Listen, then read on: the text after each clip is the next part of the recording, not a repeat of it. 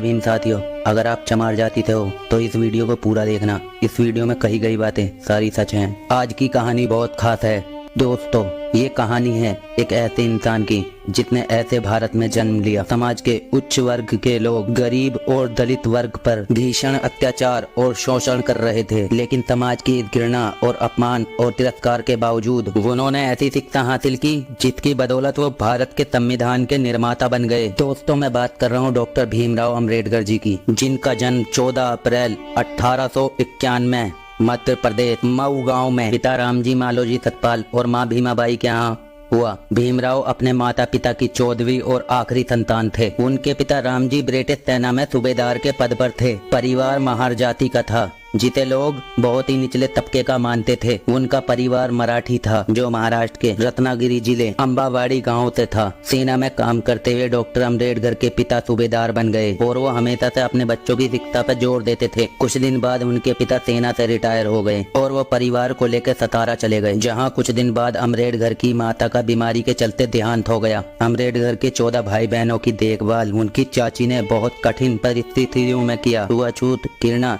अपनी हीन मानसिकता की वजह से डॉक्टर्स भी उनका बिना छुए इलाज करते थे, जिसके कारण अम्बेडकर के 14 भाई बहनों में से 3 भाई और 2 बहन ही बच पाई। बाकी सभी 8 भाई बहन शोषण के कारण मारे गए। आस पड़ोस में सभी हिंदुओं के बच्चे स्कूल जाते थे, जिन्हें देखकर भीमराव का भी मन करता था स्कूल जाने को। उन्होंने अपने पिता से जिद करी कि उन्हें भी स्कूल जाना है, लेकिन अछूत होने के कारण यहाँ दाखिला मिल पाना आसान नहीं था। मजबूर होकर उनके पिता एक ब्रिटिश सैनिक अधिकारी के पास गए और उन्होंने विनती की कि उन्होंने जीवन भर सरकार की सेवा की है और बदले में उनके बच्चों का एडमिशन ना मिल पाना बहुत बड़ा अन्याय होगा। इसके बाद उस अधिकारी ने उनके बच्चों को एडमिशन दिलवा दिया, लेकिन यहाँ डॉक्टर अम्बेडकर जी को छुआछूत के ऐसे अनुभव हुए जो वो जीवन भर नहीं भुला पाए। अम्बेडकर जी स्कूल तो जाते थे, लेकिन दलित बच्चों को बाहर बिठाया जाता था और टीचर्स उन पर कोई ध्यान नहीं देते थे। यहाँ तक कि अम्बेडकर जी को कोई छूता तक नहीं था। प्यास लगने पर स्कूल का चपरासी दूर से पानी डालता था, जिसे वो अपने हाथों से इकट्ठा करके पीते थे, क्योंकि मटके को छूने की और गिलास से पानी पीने की उनको इजाजत नहीं थी। और जिस दिन चपरासी नहीं आता था उस दिन अम्बेडकर जी को पूरा दिन ही प्यासा गुजारना पड़ता था। भीम स्कूल जाते समय पास के एक कुएं से पानी खींचकर पी लेते थे। कुछ ब्राह्मणों ने उन्हें ऐसा करते हुए देख लिया। फिर क्या था, भीम को उसी कुएं पे एक दिन उन्हें पकड़ लिया। जूते चप्पलों से उनकी जम के पिटाई की गई और इस शर्त पे छोड़ा वो फिर कभी इस कुएं का पानी नहीं पिएगा। और एक बार वो बाल कटवाने नाई के पास गए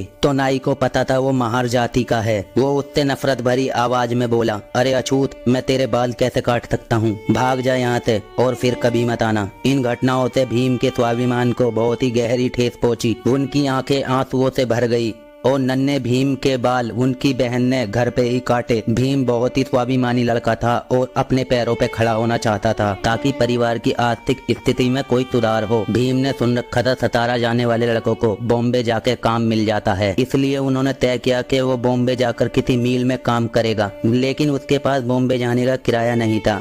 फिर भीम ने एक दिन प्लान बनाया कि वो अपनी चाची के बटुए से पैसे चुराकर बॉम्बे चला जाएगा। भीम ने 3 रात बटुए को चुराने की कोशिश की जो उनकी चाची की कमर से बंधा रहता था, लेकिन उन्हें सफलता नहीं मिली।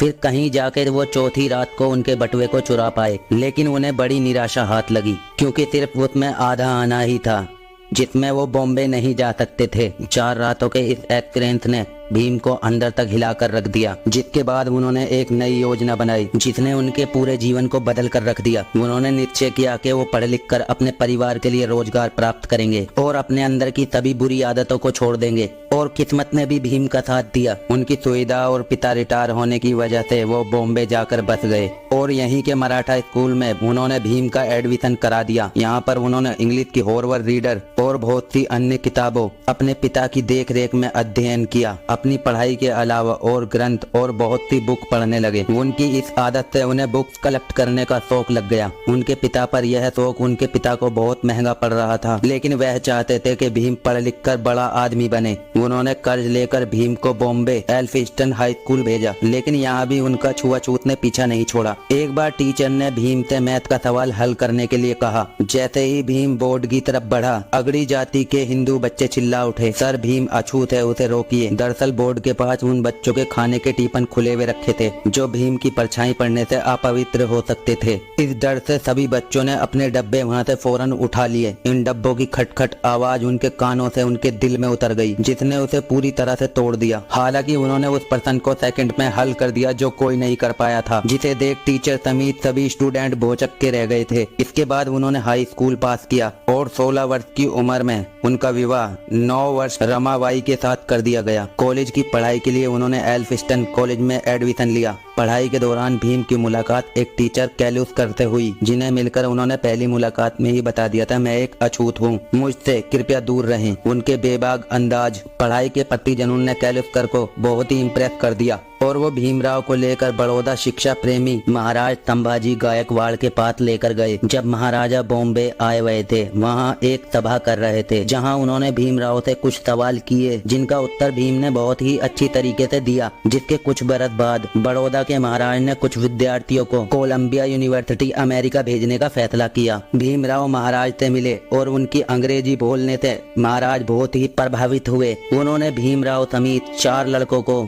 छात्रवृत्ति देकर अमेरिका पढ़ने भेजा और 4 साल बाद वो जब वापस आए और बड़ौदा के महाराज के मिलिट्री सेक्रेटरी के रूप में काम करना शुरू किया। लेकिन सैन्य अधिकारियों को सेना में मार जाति के लड़के को एक उच्च पद पर देखकर कुछ सेना के अधिकारी को सहन नहीं हुआ और कुछ दिन बाद उन्होंने वहां से नौकरी छोड़ दी और वो लंदन चले गए, जहां से उन्होंने अथक परिश्रम मेहनत से उन्होंने वहां पर MSc DSc तथा बैरिस्टर की डिग्री प्राप्त की। 1923 में तथा वो भारत वापस लौट आए और वकालत शुरू कर दी। वकालत करते समय उन्होंने देखा कि दलितों का कितनी बुरी तरीके से शोषण किया जा रहा है। तब से उन्होंने अपना जीवन छुआछूत को खत्म करने के लिए समर्पित कर दिया। उन्होंने मुसलमानों और सिखों के अलग से मतदान को देखते हुए दलितों के लिए भी अलग से मतदान की मांग उठाई, जिसके कारण गांधी जी आमरण अनशन पे उतर आए। गांधी जी के कारण उन्होंने अपनी मांगे पीछे ले ली। Doctor Bhimrao Ambedkar philosopher, writer और एक महान लीडर हैं, जिन्होंने समाज में सदियों से दबाए हुए दलितों को, दलित और अछूत लोगों के लिए लड़ाई लड़ी, बल्कि एक भिन्नताओं से भरे भारत को संविधान में बांधने का काम भी किया। जब आजादी के वक्त भारतीय नेता आजादी और नए संविधान स्वयं बनाने की कोशिश कर रहे थे, तब ब्रिटेन के प्रधानमंत्री ने विंस्टन चर्चिल ने कहा था, बनाने दो भारतीयों को अपना संविधान। भारत में इतना डाइवर्स सिटीजन है कि इसके लिए एक कानून बनाना इम्पॉसिबल है। भारत जल्दी ही बिखर जाएगा और टूट जाएगा। लेकिन इतिहास गवाह है, अम्बेडकर जी ने इतने कम समय में भारत को दुनिया में सबसे बड़ा लिखित संविधान बनाकर दे दिया। इसके बाद 1950 में अम्बेडकर जी बौद्ध धर्म के सम्मेलन में श्रीलंका गए। भारत लौटने के बाद उन्होंने नागपुर में 14 अक्टूबर 1956 को अपने लाखों अनुयायियों के साथ हिंदू धर्म को त्याग कर बौद्ध धर्म की दीक्षा प्राप्त कर ली। मतलब कि बाबा साहब ने बौद्ध धर्म अपना लिया। अम्बेडकर जी ने हिंदुओं में प्रचलित जाति प्रथा की घोर निंदा की। इसके लगभग 2 महीने बाद 6 दिसंबर 1956 को बीमारियों की वजह से उन्होंने अपनी अंतिम सांसें ली। उनका अंतिम संस्कार बौद्ध धर्म के रीति अनुसार हुआ। दोस्तों, अम्बेडकर जी की मौत के कई वर्षों बाद तक कांग्रेस की सरकार रही, जिसके नेताओं ने जीते जी खुद ही को भारत रत्न तो घोषित कर दिया, लेकिन भारत माँ के असली रत्न यानी कि डॉक्टर अम्बेडकर जी को 1991 में VP सिंह की सरकार आने के भारत रत्न मिल पाया। तो जय हिंद दोस्तों, उम्मीद करता हूँ वीडियो पसंद आई होगी। वीडियो अगर पसंद आया तो वीडियो को लाइक, कमेंट, शेयर और चैनल को सब्सक्राइब जरूर कर लेना। उम्मीद है कि वीडियो आपको पसंद आई होगी। तो मिलते हैं अगली वीडियो में। जय हिंद।